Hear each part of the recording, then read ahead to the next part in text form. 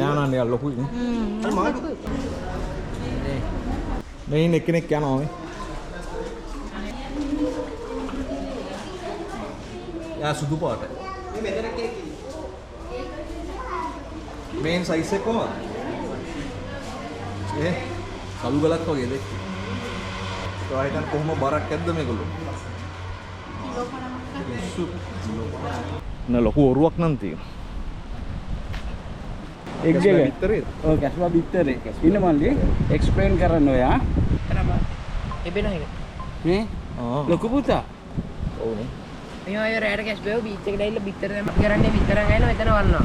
මේකෙන් දවස් 44 නැත්නම් 50 ගියා පෙටව ගෙවනවා. අපි කරන්නේ පෙටව වරගෙන ටැංකියට ගිහින් දානවා. එන්න බලන්න. ඒ බිත්තර බීච් එකේ තියෙන මිනිස්සු කවුරු හාරම් ගන්න සදා මෙතන දීලා ආරක්ෂා කරනවා.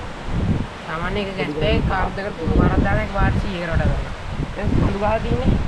ඔව්. ඒක දෙනක 100කට වඩා ගන්නවා. පැටව ආවට පස්සේ මේ දවස් කීයකට පස්සේද මුහුදට දාන්නේ? දැන් සතියක් ඒක පොඩි පැටව තමයි දාන්නේ නේ. මේක අවුරුදු 20ක්. මෙතන වලවල තියෙන.